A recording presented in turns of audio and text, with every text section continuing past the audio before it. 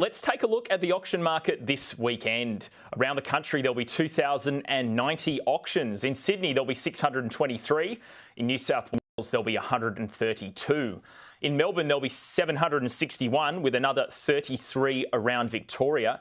Brisbane will have 142 auctions, with another 170 around Queensland. Adelaide will have 116 auctions, and Canberra will have 93.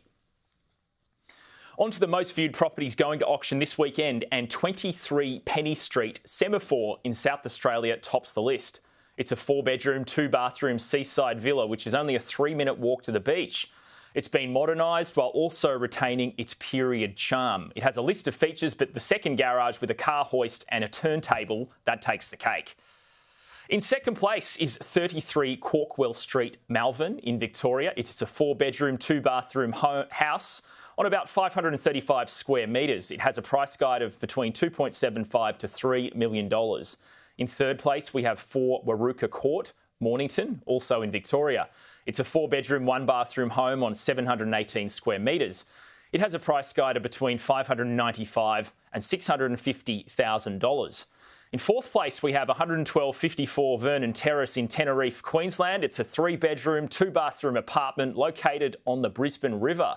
It occupies a highly sought-after position on the top floor and front facade of the historical Wincombe Carson Wool Store building. Lastly, you may recognise this home. It was our top property a few weeks ago. It's 344 Beach Road, Blackrock in Victoria. It was built by 2 brothers for their father, and it's a replica of their family home in Lebanon, which they had to leave behind when they migrated to Australia. It has 5 bedrooms, 4 bathrooms, and endless views of the sea. It has a price guide of between $4 and $4.3 million.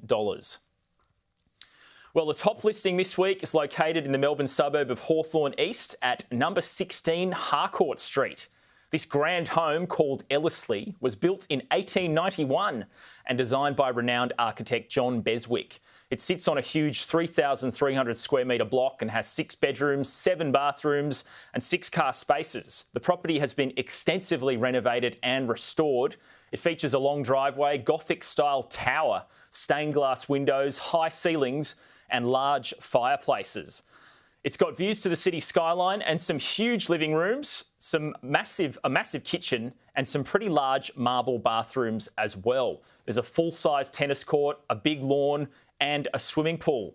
The asking price, $18.5 to $19.5 million. Well, let's bring in Eleanor Creagh, Senior Economist at REA Group. Eleanor, thanks for your time today. How are auction volumes tracking at the moment? It's a good question, and auction volumes are tracking a little bit higher than they were this time last year, but we have to remember that both Sydney and Melbourne were in lockdown. So auction volumes overall are seasonally low, and they are a lot lower than levels recorded earlier this year.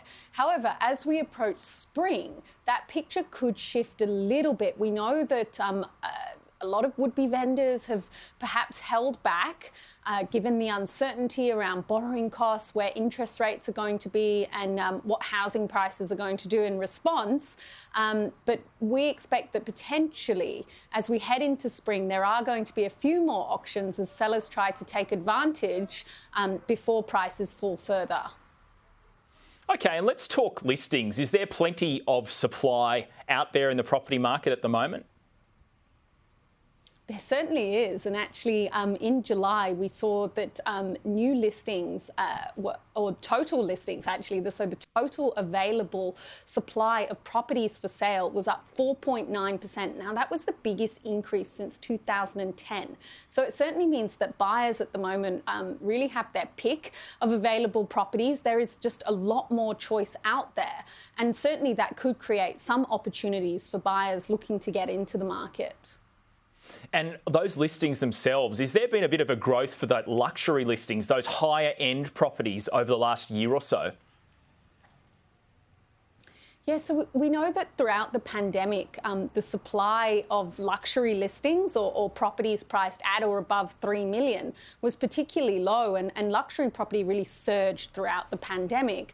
But actually, we've seen that luxury listings have now surged, and they're actually up 49% year on year. At the same time, mortgage rates have risen, maximum borrowing capacities have been constrained, and the pool of buyers qualified to actually purchase a luxury property is shrinking.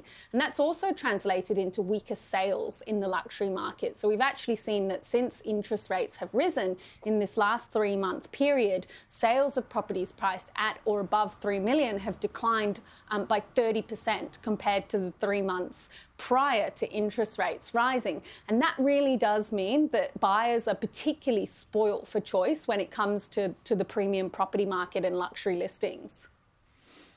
And just quickly, Eleanor, the Reserve Bank, it released minutes from its August board meeting this week. It lifted interest rates 50 basis points. Do you expect the cash rate to jump another 50 basis points next month? It's a tricky question. There's a lot of different forecasts out there. I'd actually be looking for the RBA to potentially dial that back a little bit. And I would say that we're looking at either a 40 basis point rate hike to take the cash rate target back to a more conventional step point, or potentially even a 25 basis point kind of more business as usual rate hike. The minutes did point to some degree of economic uncertainty, not just inflation pressures, and they also pointed to the difficult task that the RBA have in terms of maintaining the economy on an even keel whilst interest rates are rising. Thanks for coming on the show.